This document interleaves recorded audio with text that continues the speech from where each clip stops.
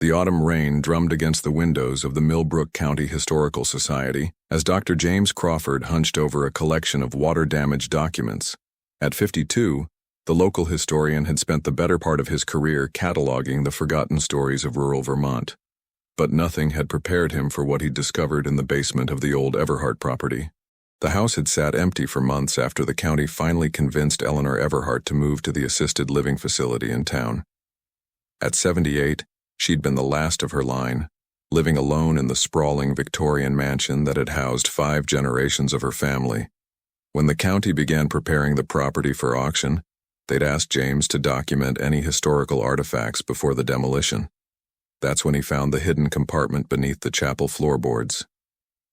The baptismal registry was barely legible, its pages yellowed and brittle with age. But what James could make out sent a chill down his spine. Entry after entry documented children born to the Everhart family, each with a birth date meticulously recorded in elegant script. What made his hands tremble, however, were the death dates that followed. Without exception, every child had died before their 7th birthday. Margaret Elizabeth Everhart, born March 15, 1923, called to heaven June 2, 1929. Thomas William Everhart, born September 8, 1925, joined the angels January 14, 1932. Sarah Louise Everhart, born May 22, 1928, returned to God's embrace October 9, 1934. The pattern continued through 3 generations, ending abruptly in 1952 with Eleanor's own birth record, the only entry without a corresponding death date. James pushed his reading glasses up his nose and reached for his phone. He needed to speak with Eleanor Everhart, and he needed to do it soon. The woman had been reluctant to discuss her family during the property assessment, deflecting questions with nervous laughter and sudden changes of subject. But if this registry was accurate, Eleanor was the only Everhart child to survive past age 7 in over a century. As he photographed each page of the registry, James noticed something else troubling. The handwriting changed periodically, suggesting different family members had maintained the record over the decades, but the phrasing remained consistently euphemistic: called to heaven, joined the angels, returned to God's embrace. For a family that had lost so many children, there was an unsettling acceptance in the language, as if these deaths were not tragedies but expectations. The wind picked up outside, rattling the old building's windows. James gathered the documents carefully, his mind already racing with questions. What had killed these children? Why were there no official death certificates in the county records? And why had Eleanor Everhart spent her entire life in that house, never marrying, never having children of her own? He locked the documents in the society's fireproof safe and grabbed his coat. Tomorrow he would pay Eleanor Everhart a visit at Sunset Manor. Tonight he had research to do. Sunset Manor smelled of disinfectant and overcooked vegetables, a stark contrast to the musty grandeur of the Everhart mansion. James found Eleanor in the activities room, sitting alone by a window that overlooked the parking lot. She was smaller than he remembered, her silver hair pulled back in a neat bun, her pale blue eyes fixed on something beyond the glass. Mrs. Everhart? James approached carefully, noting how she startled at his voice. I'm Dr. Crawford from the Historical Society. We met briefly when I was cataloging items at your family home. Eleanor's expression shifted from confusion to wariness. Yes, I remember. The house... Is it gone yet? Not yet. I was hoping you might help me understand something I found. James pulled out photocopies of the baptismal registry, placing them gently on the small table beside her chair. These records show several children born to your family over the years. I was wondering if you could tell me about them. Eleanor's hands began to shake as she looked at the papers. For a long moment she said nothing, her breathing becoming shallow and rapid. When she finally spoke, her voice was barely a whisper. Mother always said we were blessed to have so many angels watching over us. Her fingers traced the faded entries. She said they were too pure for this world, that God called them home before sin could touch them. Mrs. Everhart, these records show that no child in your family lived past age 7 for 3 generations. That's statistically impossible unless there was an underlying cause. Do you remember being sick as a child? Do you remember your siblings? Eleanor's eyes filled with tears. I remember being hungry, always so hungry. Mother said it was because I was growing, but the others, they stopped eating near the end. They would just lie in their beds so pale and thin. She looked up at James with haunted eyes. "I used to bring them water from the well, but Mother said the blessed water was only for the chosen ones." James felt his pulse quicken. Blessed water? From the chapel well. Father blessed it every Sunday after services. He said it would purify their souls for the journey ahead. Eleanor's voice took on a sing-song quality, as if reciting something learned long ago. The younger they were when they drank it, the purer they would be in heaven. A cold realization began to form in James's mind. He'd seen the old well in the chapel basement, its stone walls green with mineral deposits and algae. In rural areas, untested well water could contain any number of contaminants, heavy metals, bacteria, or worse. "Mrs. Everhart, did you ever drink this blessed water?" Eleanor shook her head, a gesture so quick it seemed involuntary. "I hid. When Father called for the purification ceremonies, I hid in the root cellar. Mother found me once and she beat me something terrible, but she never told Father. She said maybe God wanted one of us to remain, to tend to the other's memory." The pieces were beginning to fit together in James's mind, forming a picture more horrifying than any supernatural explanation. A family tradition, passed down through generations, slowly poisoning children in the name of religious purification. Eleanor had survived not because she was blessed, but because she had been smart enough or lucky enough to avoid drinking from the well. "Mrs. Everhart, I need to ask you something important. Are there any other records in the house? Medical records, letters, anything that might explain what happened to your family?" Eleanor was quiet for so long that James thought she might have fallen asleep. When she finally spoke, her voice was distant, detached. "The basement. Behind the coal furnace, there's a trunk. Mother's trunk." She looked at him with sudden intensity. "But you mustn't tell anyone. Mother said if anyone ever found out about the purification ceremonies, they would take the house away. They would say we were murderers." James's blood ran cold. Eleanor understood, on some level, what had happened to her siblings. She had lived with this knowledge for 70 years, alone in that house, carrying the weight of her family's terrible secret. "Mrs. Everhart, I want you to know that you did nothing wrong. You were just a child." Eleanor's laugh was bitter and broken. "A child who lived when all the others died. Mother never forgave me for that. She said I was selfish, that I had stolen their chance at paradise." She turned back to the window. "Sometimes I still hear them, you know, playing in the attic, laughing like they used to before they got sick." James realized with a start that what Eleanor heard wasn't supernatural. It was the sound of a mind fractured by decades of survivor's guilt and isolation. The laughter was her own memory, playing on repeat in the empty halls of her childhood home. The Everhart mansion felt different when James returned the following morning. Knowing what he now knew, the peeling wallpaper and dust-covered furniture seemed less like neglect and more like a mausoleum. The house hadn't been lived in for decades. It had been haunted by the living. Finding the basement entrance took some searching. It was hidden behind a door in the kitchen pantry, its wooden steps worn smooth by generations of feet. The air below was thick and musty, filled with the scent of damp earth and something else, something sweet and cloying that made James's stomach turn. The coal furnace dominated the center of the basement, a massive iron beast that hadn't been used in years. Behind it, just as Eleanor had said, sat an old steamer trunk covered in a layer of dust so thick it had formed patterns like snowdrifts. James approached it carefully, pulling on latex gloves before lifting the heavy lid. The hinges protested with a rusty screech that echoed through the basement. Inside, he found layers of history that painted a picture of systematic child abuse disguised as religious devotion. The top layer contained what appeared to be ceremonial clothing, small white robes, sized for children, each carefully folded and labeled with a name and date. Below that were bottles of murky water, their glass surfaces stained with mineral deposits. But it was the bottom layer that made James's hands shake.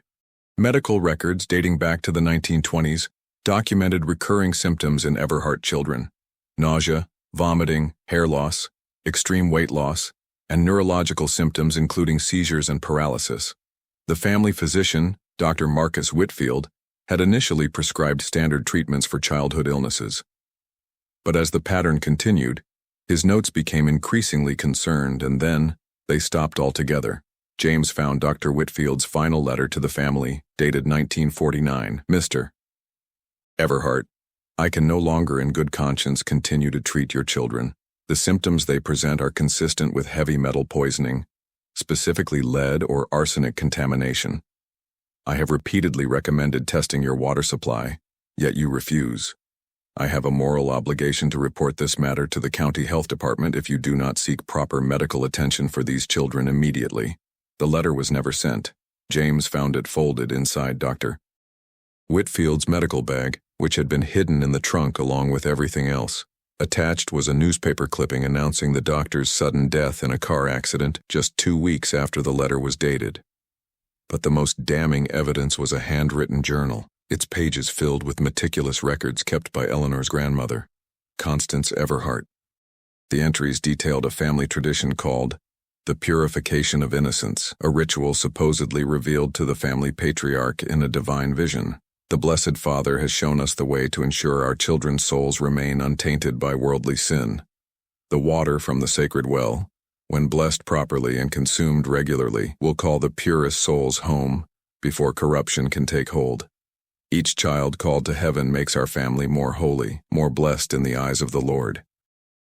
The journal continued for decades, documenting the deliberate poisoning of child after child, with the family genuinely believing they were performing a holy act. The water from the well had been contaminated with naturally occurring arsenic from the surrounding bedrock, concentrated by the family's blessing ritual, which involved boiling the water and adding herbs that only increased the toxicity. James felt sick as he realized the full scope of what had happened. This wasn't madness or evil in the traditional sense. It was a family so isolated and deeply religious that they had convinced themselves child murder was divine will. Generation after generation had participated in the systematic killing of their own children, each death reinforcing their belief that they were chosen by God. Eleanor had survived not through divine intervention, but through a child's instinct for self-preservation. Her hiding during the purification ceremonies had saved her life, while her parents interpreted her survival as God's will, that she should remain to tend to her siblings' memory. As James carefully photographed each document, he found himself wondering how many other families might have similar dark secrets buried in their histories. How many unexplained childhood deaths in rural communities were actually cases of systematic abuse disguised as religious practice. The basement suddenly felt oppressive, the walls seeming to close in around him. He needed air, needed to get away from the physical evidence of what had happened in this house. But first he had one more place to examine. The chapel well that had been the source of 3 generations of tragedy. The chapel attached to the Everhart mansion was a testament to misguided devotion. Every surface was covered in religious iconography, crosses, biblical verses, and disturbing paintings depicting children ascending to heaven. But it was the well in the center of the chapel floor that drew James's attention. The stone structure was old, probably dating back to the original construction of the house in the 1880s.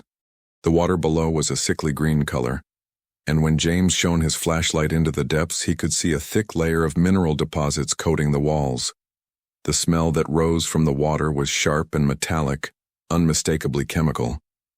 James had brought a water testing kit, and the results confirmed his worst fears. The arsenic levels were astronomical, nearly 50 times the safe drinking water standard. The well had essentially been a poison delivery system, slowly killing every child who drank from it while the family believed they were administering holy water. But the chapel held other secrets as well. Behind the altar, James found a hidden room that had served as a preparation area for the purification ceremonies. Glass vials lined wooden shelves, each containing different herbs and minerals that had been added to the blessed water. Many of these substances, James realized with growing horror, would have only increased the toxicity of the already contaminated well water. A leather-bound ledger documented each ceremony in detail. The entries revealed a systematic approach to the poisoning, with specific dosages and timing designed to ensure the children died gradually, in a way that could be interpreted as natural illness.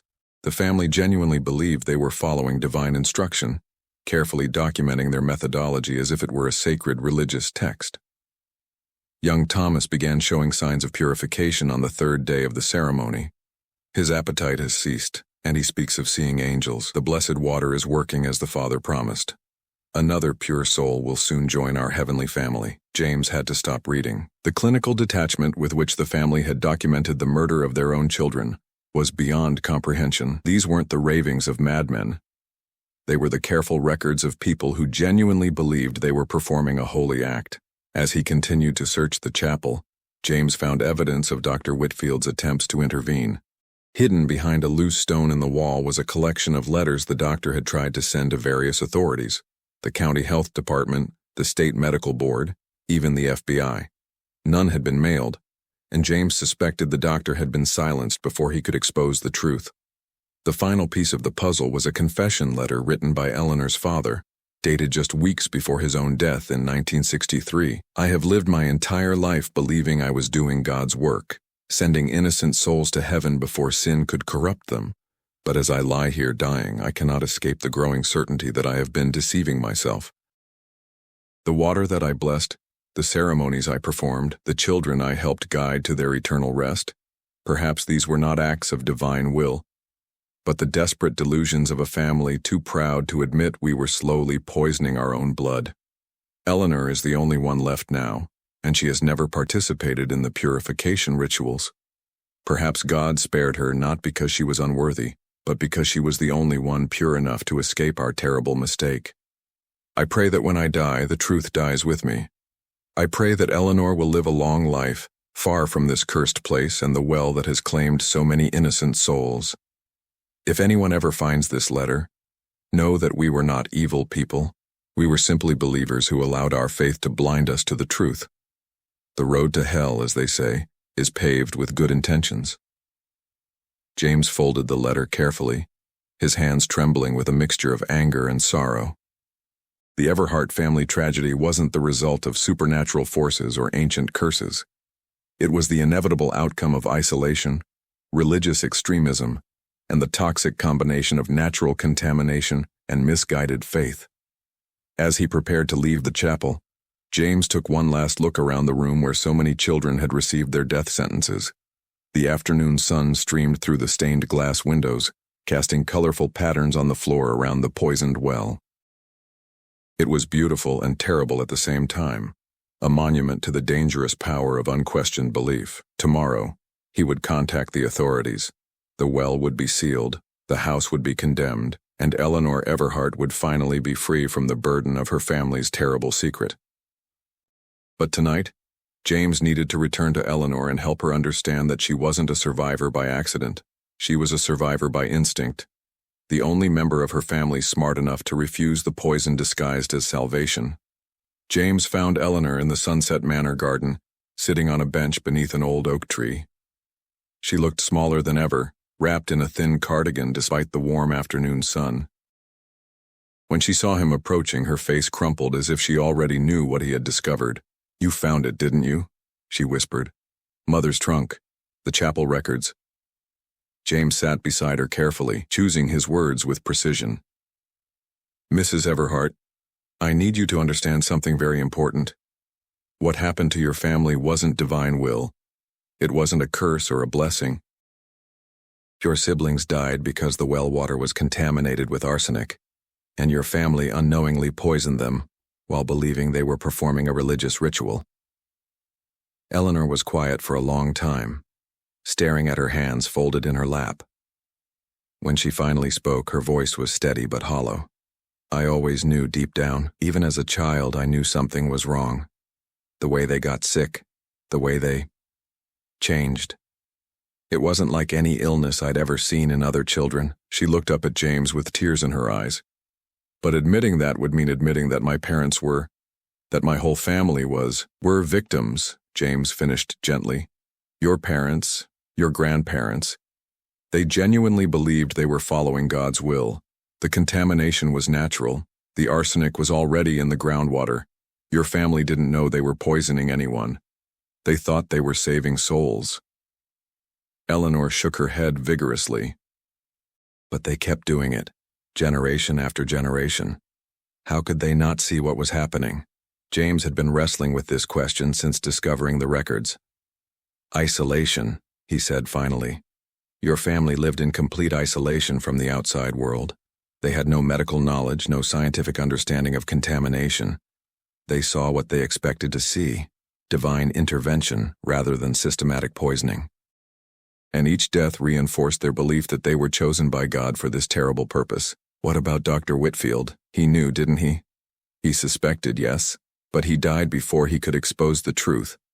I believe your family's faith was so absolute that they saw his death as divine intervention to prevent interference with God's plan. Eleanor stood abruptly and began pacing, her movements agitated and jerky.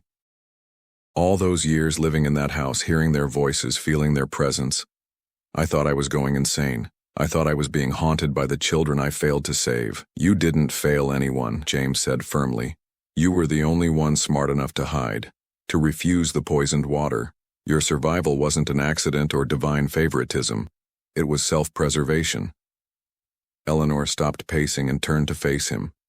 Do you know what the worst part is? I spent 70 years believing I was selfish for living when they died. I thought God had rejected me, that I wasn't pure enough for heaven. I lived my entire life as penance for surviving. The weight of Eleanor's words settled over James like a physical burden. Here was a woman who had spent 7 decades punishing herself for having the instinct to live, convinced that her survival was a mark of spiritual inadequacy, rather than a testament to her will to live. Mrs. Everhart, I want you to know that I'm going to contact the authorities about what I've found. The well will be sealed, and the county will investigate the contamination. But more importantly, I want to make sure you receive counseling to help process what you've learned. Eleanor laughed bitterly. Counseling? Dr. Crawford, I'm 78 years old. I've spent my entire life carrying this burden. Do you really think talking about it will make it disappear? I think understanding the truth might help you find peace, James replied. Your siblings didn't die because God wanted them in heaven. They died because of natural contamination and human ignorance. That's not your fault, and it's not theirs either. Eleanor sat back down heavily, suddenly looking every one of her 78 years. The voices I hear in the house, they're not real, are they? James chose his words carefully. I think they're your memories, trying to process a trauma that was too big for a child to understand. Living alone in that house for so many years with all those memories. It's not surprising that your mind would try to cope by making them feel present. I used to talk to them, Eleanor admitted quietly. I would set places for them at dinner, save their favorite foods. I kept their rooms exactly as they were when they died. I thought if I took care of their memory, maybe someday I would understand why I was left behind. You were left behind because you were the strongest, James said. Because some part of you, even as a child, knew that something was wrong and refused to accept it. That's not selfish. That's survival instinct. That's courage. Eleanor began to cry then, deep, wrenching sobs that seemed to come from decades of suppressed grief and guilt. James sat quietly beside her, letting her release the pain she had carried alone for so long. When she finally composed herself, Eleanor looked at him with a clarity that hadn't been there before. What happens now? What happens to the house, to the records, to their memory? The truth, James said simply. We tell the truth about what happened. Not to sensationalize or exploit, but to make sure something like this never happens again. Your siblings' deaths meant something. They can serve as a warning about the dangers of isolation, religious extremism, and untested water supplies in rural communities. Eleanor nodded slowly. They would like that, I think. They were always such good children, always trying to help others. Maybe their story can help other families avoid the same tragedy. As they sat together in the garden, James realized that Eleanor's healing was just beginning. The truth about her family's tragedy was devastating, but it was also liberating. For the first time in her life, she could mourn her siblings as victims rather than blessed souls, and she could forgive herself for the crime of surviving. 2 days after James contacted the state authorities, the Everhart property was swarming with investigators. The Environmental Protection Agency sent a team to test the well water and surrounding soil. The state police opened a cold case investigation into the deaths of 17 children over a span of 30 years. And the county health department began a comprehensive review of historical records to determine if other families in the area might have been affected by similar contamination. Dr. Sarah Chen, the EPA's lead environmental scientist, confirmed James's worst fears. The arsenic levels in the well water were among the highest she had ever recorded in a domestic water supply. The contamination appeared to be natural, caused by groundwater flowing through arsenic-rich bedrock formations common in that region of Vermont. What makes this case particularly tragic, Dr. Chen explained to James as they stood beside the sealed well, is that the contamination was completely preventable. A simple water test would have revealed the problem immediately. But in the 1920s and 1930s, rural families rarely had access to such testing, especially if they were as isolated as the Everharts. Detective Maria Santos from the state police was equally grim in her assessment. "We've found evidence of at least 17 suspicious child deaths connected to this property between 1923 and 1952. The medical records Dr. Crawford discovered show clear signs of systematic poisoning, but the religious context makes it nearly impossible to determine intent." "You mean you can't prosecute anyone?" James asked. "Everyone directly involved has been dead for decades," Detective Santos replied, "but we're treating this as a case study in criminal negligence." The family physician who tried to intervene, Dr. Whitfield, clearly understood what was happening. His death immediately after attempting to contact authorities raises serious questions. The investigation into Dr. Whitfield's death proved particularly disturbing. Traffic accident reports from 1949 described unusual circumstances. The doctor's car had gone off the road on a clear night on a stretch of highway he had driven safely for 20 years. Witnesses reported that his vehicle seemed to accelerate rather than brake before leaving the roadway. "We'll never prove it was murder," Detective Santos admitted, "but the timing is highly suspicious." Dr. Whitfield was the only outside authority who understood what was happening to the Everhart children. His death ensured that the family's religious practices could continue uninterrupted. As the investigation progressed, more disturbing details emerged. The Everhart family had been part of a small, isolated religious sect that had broken away from mainstream Christianity in the 1880s. Their beliefs emphasized the corruption of the modern world and the purity of young souls. Several other families connected to the sect had experienced unusual numbers of childhood deaths, though none as systematic as the Everharts. James found himself serving as an unofficial liaison between the investigators and Eleanor, who remained at Sunset Manor under protective observation. The revelation that her family's tragedy might be connected to a broader pattern of religious extremism was almost more than she could bear. "Dr. Crawford," she said during one of his visits, "how many other children died because of our beliefs? How many other families poisoned their own children thinking they were saving souls?" The question haunted James. As he delved deeper into the historical records, he discovered evidence of at least 3 other families connected to the sect who had experienced multiple childhood deaths between 1890 and 1960. In each case, the deaths were attributed to divine will or God's calling, and medical intervention was either refused or delayed until it was too late. Dr. Amanda Ross, a psychiatrist specializing in religious trauma, was brought in to help Eleanor process the revelations about her family's connection to the religious sect. Her assessment was sobering. Eleanor Everhart is suffering from complex trauma stemming from decades of survivors' guilt and religious conditioning, Dr. Ross explained. The discovery that her family's beliefs were part of a larger pattern of systematic child abuse has been both devastating and therapeutic. She's beginning to understand that she wasn't rejected by God. She was saved by her own instincts. The media attention surrounding the case was intense but respectful, largely due to James's efforts to focus on the historical and sociological implications rather than sensationalizing the tragedy. National news outlets picked up the story as an example of how isolation and religious extremism could lead to systematic child abuse, even when the perpetrators genuinely believed they were acting in the children's best interests. Dr. Michael Torres, a historian specializing in American religious movements, provided crucial context for understanding how the Everhart tragedy had developed over multiple generations. "What we're seeing here is the logical extreme of a closed religious system," Dr. Torres explained. "When a group becomes completely isolated from outside influence and feedback, their beliefs can evolve in dangerous directions without any corrective mechanism. The Everhart family genuinely believed they were following divine instruction, but their isolation prevented them from recognizing the murderous consequences of their faith." As the investigation neared its conclusion, James reflected on the broader implications of what they had uncovered. The Everhart tragedy wasn't just a story about one family's horrific secret. It was a warning about the dangers of unquestioned authority, religious isolation, and the systematic silencing of dissenting voices. The well that had claimed 17 young lives was permanently sealed with concrete, marked with a simple plaque acknowledging the victims. The house itself was demolished, but the chapel was preserved as a historical site and memorial to the children who had died there. For Eleanor Everhart, the investigation marked the beginning of a new chapter in her life. One defined not by guilt and isolation, but by understanding and perhaps eventually peace. 6 months after the investigation concluded, Eleanor Everhart made a decision that surprised everyone, including herself.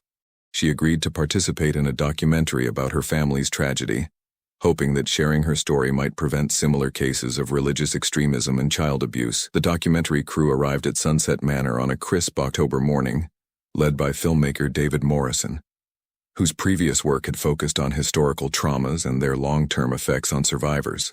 Eleanor had insisted on complete editorial control over her participation, and Morrison had agreed, understanding the delicate nature of her story.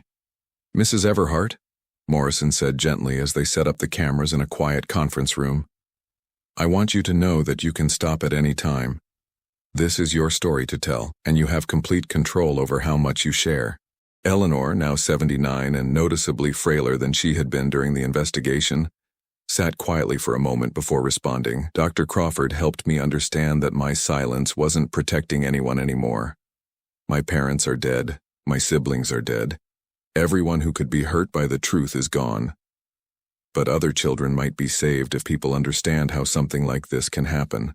The filming took place over several days, with Eleanor sharing her memories in carefully paced sessions. Dr. Ross remained on hand to provide support and ensure that the process didn't re-traumatize Eleanor beyond her ability to cope. Eleanor's testimony was devastating in its quiet honesty. She spoke about the fear that had dominated her childhood, the constant awareness that drinking the blessed water meant death, and the terrible isolation of being the only survivor. But she also spoke about her siblings with love and tenderness, sharing memories of their personalities and dreams before they were selected for the purification ceremonies. "Tommy wanted to be a train conductor," she said, her voice soft with memory. "He would line up his wooden blocks and pretend they were train cars, making little choo-choo sounds as he pushed them around the nursery. Sarah loved to sing. She had the most beautiful voice, like an angel. Mama used to say that's how God knew she was ready for heaven." The most difficult part of the filming came when Eleanor had to recount the ceremonies themselves. Morrison had decided to film these segments at the memorial site where the Everhart house had once stood, believing that the physical location might help Eleanor process her memories. Standing beside the sealed well, Eleanor described watching her siblings drink the poisoned water while she hid in the shadows, terrified of being discovered but unable to warn them of the danger she sensed but couldn't articulate. "I knew something was wrong," she said, tears streaming down her face. "Even as a little girl, I knew that children weren't supposed to get sick and die after drinking blessed water. But everyone around me, Mama, Papa, the other families in our congregation, they all acted like it was normal, like it was beautiful. I thought I was the one who was wrong, that I was the one who didn't understand God's plan." Dr. Ross later explained to Morrison that Eleanor's survival instinct had saved her life, but it had also condemned her to a lifetime of guilt and confusion.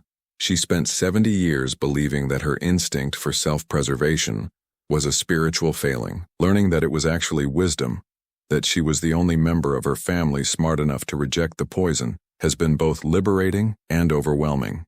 The documentary also included interviews with the investigators, medical experts, and historians who had worked on the case. Dr. Chen explained how naturally occurring arsenic contamination could go undetected in rural water supplies, especially in communities that lacked access to modern testing methods. Detective Santos discussed the challenges of investigating historical crimes, where the perpetrators genuinely believed they were acting righteously. Perhaps most importantly, the documentary featured Dr. Torres's analysis of how isolated religious communities could develop harmful practices over time. The Everhart family tragedy illustrates the importance of maintaining connections to the broader community, he explained. When religious groups become completely isolated, they lose the external feedback that might prevent their beliefs from evolving in dangerous directions. As the filming progressed, Eleanor began to find strength in sharing her story. Morrison noticed that she sat straighter, spoke more clearly, and seemed less burdened by the weight of her memories. The process of transforming her secret shame into a public warning was proving therapeutic in ways that traditional counseling had not achieved. "For 70 years I carried this story alone," Eleanor told Morrison during their final interview session. "I thought if I ever told anyone what had happened, they would think I was crazy, or evil, or cursed. But sharing it now, knowing that it might help other families recognize the warning signs of religious extremism or water contamination, it makes their deaths mean something more than just tragedy." The documentary, titled The Blessed Water: A Family's Tragic Faith, premiered at the Sundance Film Festival to critical acclaim and widespread discussion. Eleanor, despite her age and frailty, insisted on attending the premiere, wanting to see her family's story reach the audience it was intended to help. As she watched the film for the first time, Eleanor held James's hand tightly, both of them aware that this public revelation marked the end of one chapter of her life and the beginning of another. The silence that had protected her family's reputation for decades had finally been broken, replaced by a truth that was painful but ultimately redemptive. 1 year after the documentary's release, Eleanor Everhart passed away peacefully in her sleep at Sunset Manor. She was 80 years old, and according to those who knew her, she had spent her final months more at peace than anyone had ever seen her. Dr. Ross, who continued to work with Eleanor until the end, believed that sharing her story had finally allowed her to process the trauma that had defined her entire life. James Crawford, now 54, and recognized as one of the leading experts on historical child abuse cases, delivered the eulogy at Eleanor's funeral. The service was small but meaningful, attended by the investigators, medical professionals, and historians who had become part of Eleanor's extended family during the final years of her life. Eleanor Everhart survived one of the most systematic cases of child abuse ever documented in American history, James said to the gathered mourners. But her survival was only the beginning of her story. By choosing to share the truth about her family's tragedy, she ensured that 17 children who died in isolation and confusion would be remembered not as divine casualties, but as victims of a preventable tragedy. The impact of Eleanor's story continued to ripple outward long after her death. The documentary had inspired new research into historical patterns of child abuse in isolated religious communities, leading to the identification of several other cases that had previously been attributed to natural causes or divine will. Dr. Sarah Chen used the Everhart case as the foundation for a new EPA initiative to test water supplies in isolated rural communities, particularly those with a history of unusually high childhood mortality rates. The program, dubbed the Eleanor Everhart Memorial Water Safety Initiative, had already identified 12 communities with dangerous levels of naturally occurring contaminants by the first anniversary of Eleanor's death. Eleanor's story taught us that tragedy can hide behind the most innocent explanations, Dr. Chen explained at a conference on environmental health. When communities are isolated and lack access to medical knowledge, natural contamination can masquerade as divine will for generations. Our job is to ensure that no family ever again mistakes poison for blessing.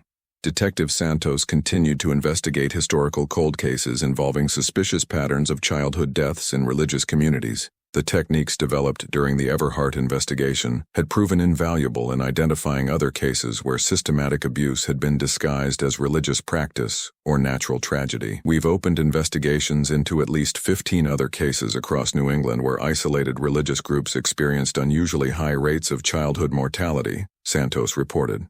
In most cases, the deaths occurred decades ago, and the perpetrators are deceased, but the pattern recognition skills we developed studying the Everhart family have helped us identify warning signs that might prevent future tragedies. James continued his work as a historian, but his focus had shifted dramatically. He now specialized in uncovering and documenting cases of historical child abuse, working closely with law enforcement and social services to identify patterns that might indicate ongoing dangers to children in isolated communities. His research had revealed that the Everhart tragedy was far from unique. Across American history, isolated religious communities had developed harmful practices that resulted in systematic child abuse, often justified by sincere but misguided religious beliefs. The combination of isolation, religious extremism, and lack of outside oversight had created perfect conditions for tragedy. What made Eleanor's case so important wasn't just the documentation we found, James explained to a gathering of social workers and child protection specialists.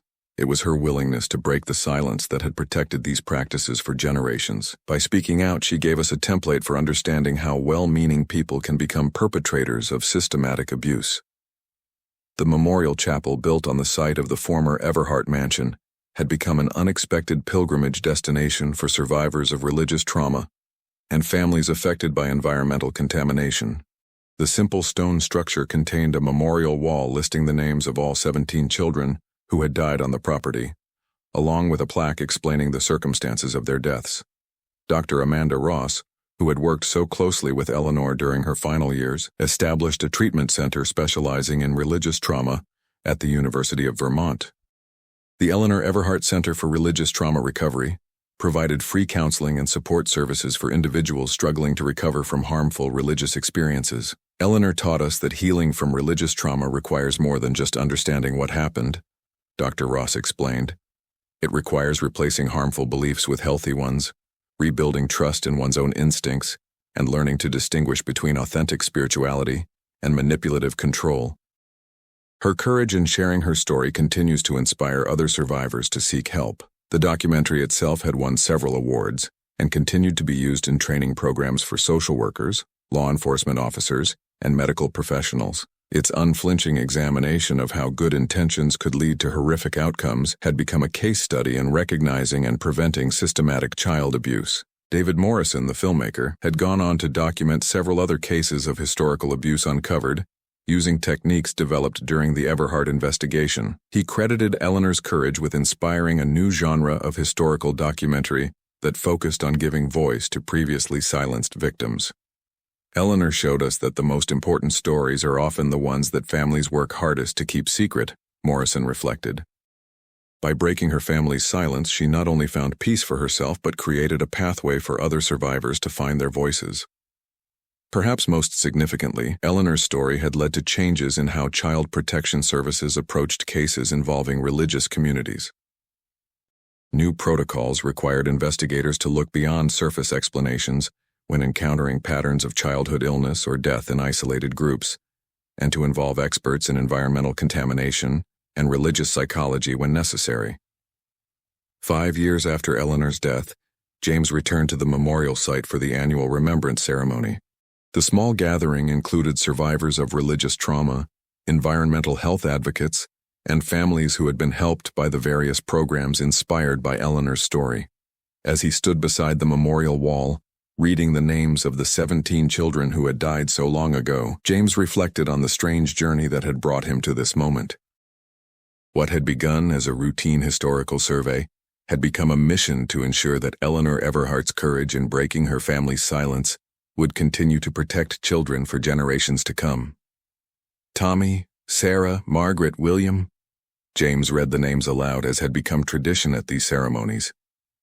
You are remembered not as casualties of divine will, but as children who deserve to live, to grow, to dream. Your sister Eleanor made sure the world would know your names and understand your story. Rest in peace, knowing that your deaths were not in vain. As the sun set over the Vermont hills, casting long shadows across the memorial site, James felt a profound sense of completion. The Everhart family's terrible secret had been transformed into a powerful force for protecting children and supporting survivors. Eleanor's decision to break her silence had created a legacy that would outlive them all. The blessed water that had claimed so many young lives had been replaced by something far more powerful. The truth, spoken with courage, and received with compassion. In a world where children still faced danger from those who claimed to protect them, Eleanor Everhart's story remained a beacon of hope, proof that silence could be broken, healing was possible, and even the darkest family secrets could be transformed into light. The 17 children of the Everhart family had finally found the peace that had been denied to them in life, not through premature death disguised as divine calling, but through the courage of their surviving sister, who ensured their story would never be forgotten. Their legacy lived on in every child saved by improved water testing, every survivor empowered to speak out against abuse, and every family protected by the knowledge that good intentions could never justify the systematic harm of innocence. Eleanor Everhart had kept her promise. She had tended to her siblings' memory, not by preserving her family's lies, but by revealing the truth that would protect other children from sharing their fate. In death as in life, she remained the guardian of her family, not of their secrets but of their story, and of all the children who would live because she found the courage to break the silence.